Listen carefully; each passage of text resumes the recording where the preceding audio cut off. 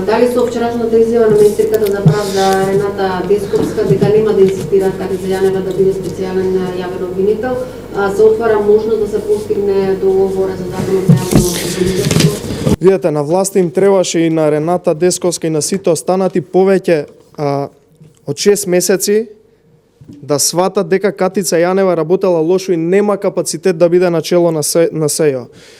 Истата власт загуби драгоцено време за закон каде што над 60% од членовите веќе ги имаме направено и ги имаме дадено. Тоа се загубени 6 месеци каде што истиот закон, истите реформи веќе можеа да се реализираат и да се имплементираат.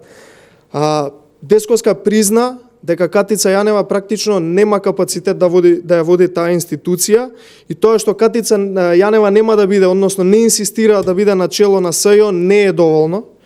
Мора да се отворат сериозни истраги и сериозни обвиненија за сите нејзини сомнежи, за сите сомненија за работењето на обвинителите во СЈО, за работењето на Катица Јанева и за работењето на целата институција како СЈО, како и за сите потрошени пари изминативе години.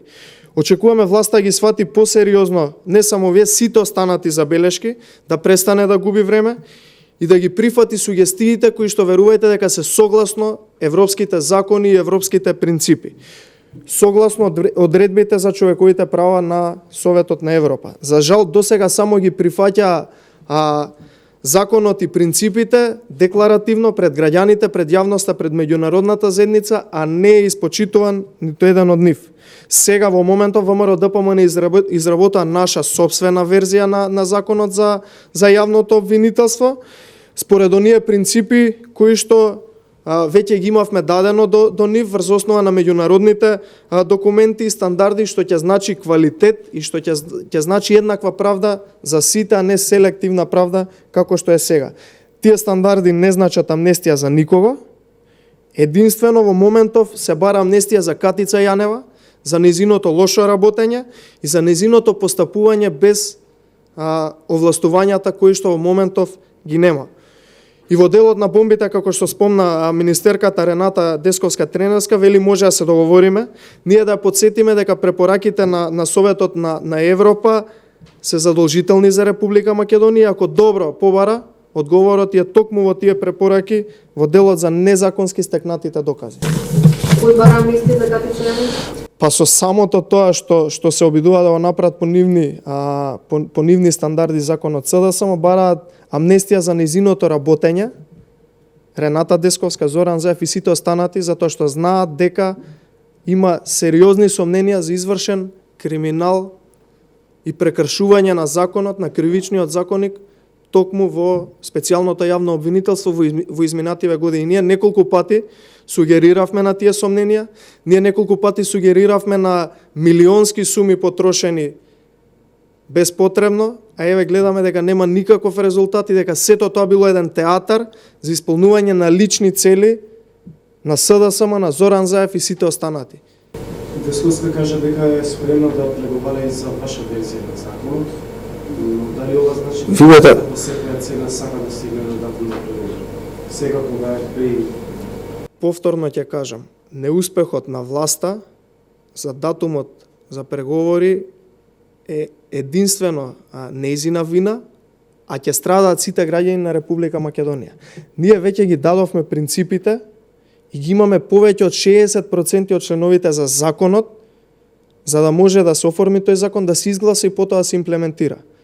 Меѓутоа, тие ветуваат дека ќе спроведат, ќе разгледаат, имплементираат се само декларативно и за да ги замајуваат граѓаните и меѓународната заедница. Факт и реалност е дека не сакаат ништо да имплементираат, не сакаат да донесат закон кој ќе значи еднаква правда за сите граѓани. Нив повеќе им одговара вака, на овој начин да функционираат, односно едноставно да прават што сакаат и да управуваат тие со обвинителството, односно тие да судат кому сакаат и како сакаат. Уште едно прашање, како го коментирате тоа што Садила Дурако е назначен за вице-премиер? Од така наречената метла, значи на место... Вака, ние неколку пати во претходниве месец и пол, два, откако ја најави Зоран Заев метлата, коментиравме дека од таа метла нема да има никаков ефект. Нема да се тргнат луѓе кои што не работеле за добробит на граѓаните и не ги исполниле критериумите.